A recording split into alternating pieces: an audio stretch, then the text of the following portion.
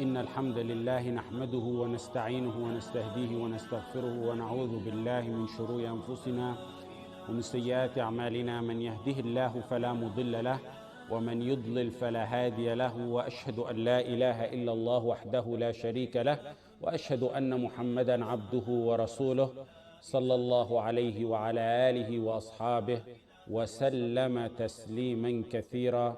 أما بعد. So the next point I want to mention, I mentioned last class that many had drastic change in their Walaa and Baraa in the past decade, and they molted in their belief like snakes molt their skin. We spoke on that. This happened in both the Muslim world and in the West in the past decade or so. What I needed to finish off mentioning that I said I will talk about is that some of them attribute their drastic change in Walaa and Baraa and justify it by using Ash-Shaafi'ee's change in his Madhab. Some of them, you hear them say, we changed like Ash-Shaafi'ee changed. Ash-Shaafi'ee changed, we changed. What happened is, Ash-Shaafi'ee basically has two madhabs. While initially, in his early part of his life, he was in Iraq. He had his rulings, his teachings, his writings, and his students there. And then he traveled to Musā later on in his life. Then he had his readings, rulings, teachings, and writings, and students there. Many of those who changed in their Aqeedah say they changed like Ash-Shaafi'ee changed.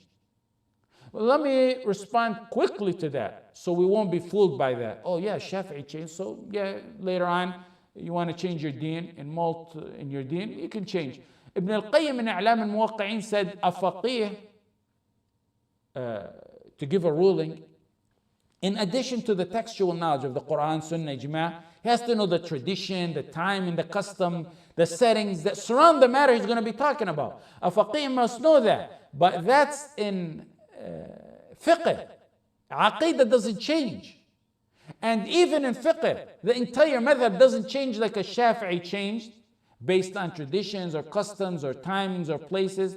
It may be a few issues that those timings and settings and the people and the status, a few issues that may affect them, you have to know it. The change of Shaafi'ee that happened with his madhab was due to exposure to more proof. Because when he left Iraq, he went and accumulated more proof. If you analyze, number one, if you analyze the madhab of Shaafi'ee, he didn't change after he got to Egypt.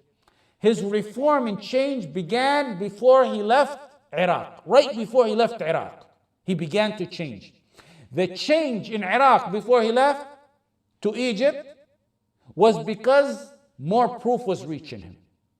His change was not to make the inhabitants of a country happy or make it easier or to please authorities or anything of that nature. It was because of more exposure to proof. And it started where? It started in Iraq. Second point, had Ash-Shaafi'ee intended on making two madhabs, one for his country, each country that he was at, one in Musā, one in Egypt,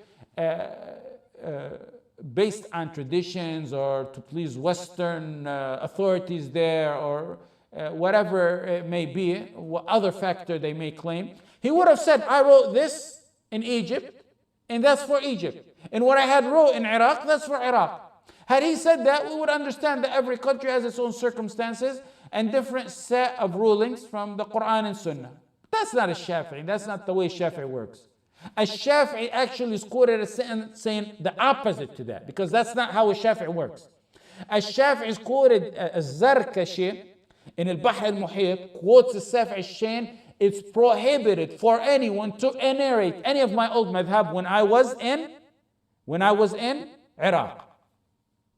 He didn't base his new change on circumstances, climate, lifestyles, and wishes of the people, or to make it easier to please authorities, but rather on more proof that he was exposed to. He clearly abrogated his old madhab.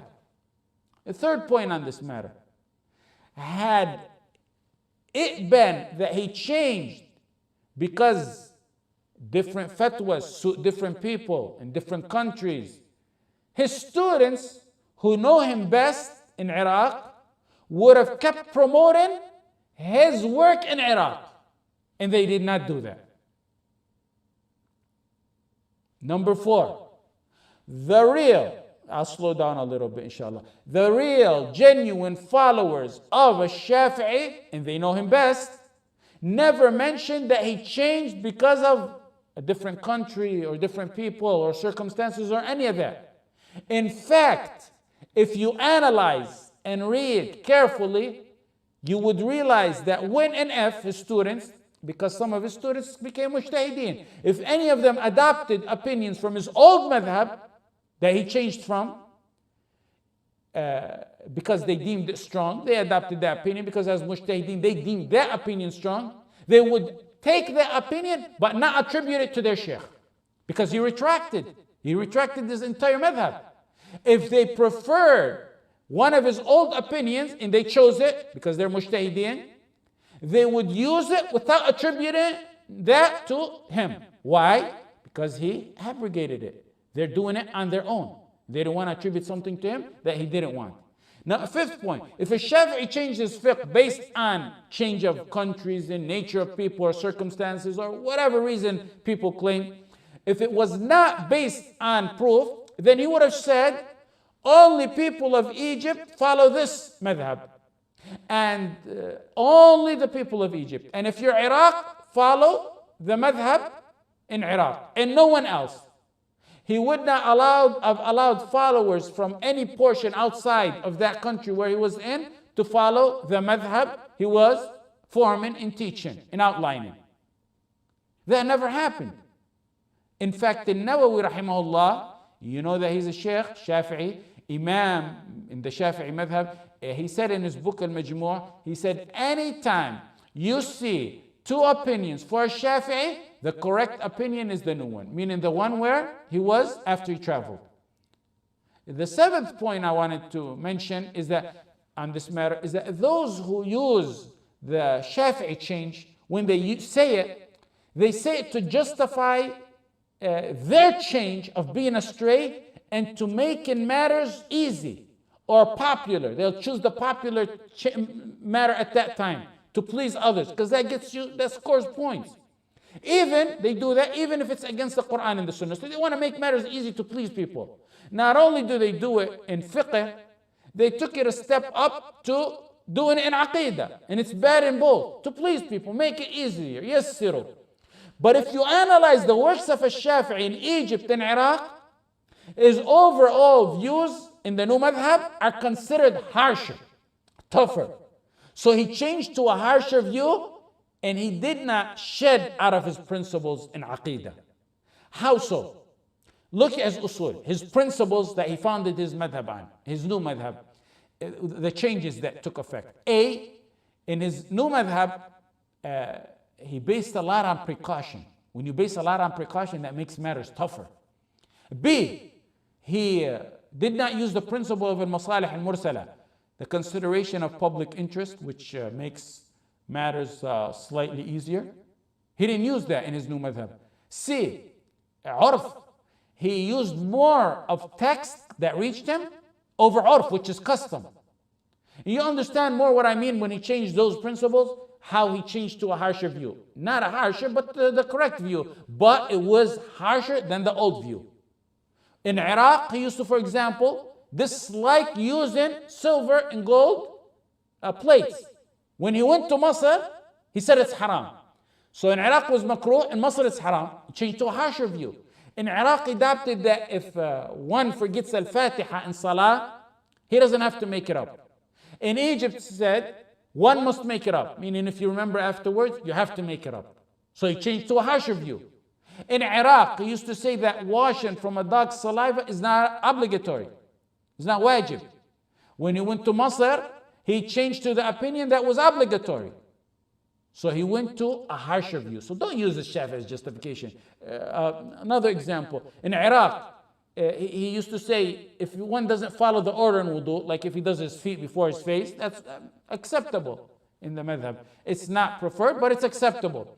When he went to Egypt, he said, if you don't do the wudu in order, then that invalidates the wudu and you must repeat it. In Iraq, he used to say that one sleeping does not negate wudu. When he got to Egypt, he changed that view and he said sleeping negates one's wudu. In Iraq, he ruled that if a woman has a husband, you know how they used to go back on a journey back then, sometimes they wouldn't return.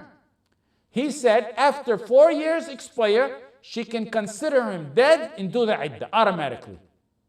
His new madhab in Egypt, he ruled that she cannot make her iddah after 4 years, nor marry. She has to keep waiting. Absolutely wait until he returns. Could be 10 years or more. Of course, there's other ways around it, but before he said automatically 4 years. Now he said no, not even 4. 10 years, it doesn't matter. There's, like I say, there's other detailed ways around the matter where she can go to a khalifa or a judge. This particular fiqh matter has two opinions by Sahaba. Ibn Abbas had the same view that Ash-Shaafi'ee had in his old madhab, which is the easier of the two. Ibn Abbas had his opinion in Iraq, 4 years. There's another opinion on this matter by Ali ibn Abi Talib radiallahu anh, and that he must wait no matter how long, which is the harsher of the two. Ali's opinion radiallahu anh is harsher than the first one by Ibn Abbas. There's a choice between two Sahaba's opinions. In the new madhab, he left the easier opinion. He could have chose either one because this is the Sahaba's view. He could have chose either one. He chose the opinion of you got to keep waiting and waiting and waiting. It could be 10 years, 15 years. The point of all this is don't disrespect the Shafi'i and change and then claim that your change is like a Shafi'i. The Shafi'i's change was because he left Iraq and he traveled through Mecca and Al-Hijaz. And when he traveled, he went through towns and he was exposed to more proof. They had little to work with back then. His change was in fiqh, not in Aqeedah and Walaa and Baraa. And when you ask these people change in Walaa and Baraa, they claim loosely, oh, we're like a Shafi'i. Back then, they didn't have an iPhone with 6,000 volumes on it and you could click search on a word and get all the references on there. They had little to work with. They had to travel continents to get a hadith. Imam Ahmad, who's considered a student of Ash-Shaafi'ee, said, as in Manaqib al-Shaafi'ee, al-Bayhaqi, he said Shafi'i began to outline his new madhab at the end of his time in Iraq. But like I said in the earlier, but he wasn't able to affirm it until he got to Egypt. So stick to the teachings of Egypt, his teaching in Egypt. And you know, Imam Ahmad is a student of Ash-Shaafi'ee. Ash-Shaafi'ee changed because of, like I say, exposure to more proof. And he changed to a harsher view, not for nifaq and pleasing the enemies of Islam, and not even in Aqeedah, it was in the fiqh matters.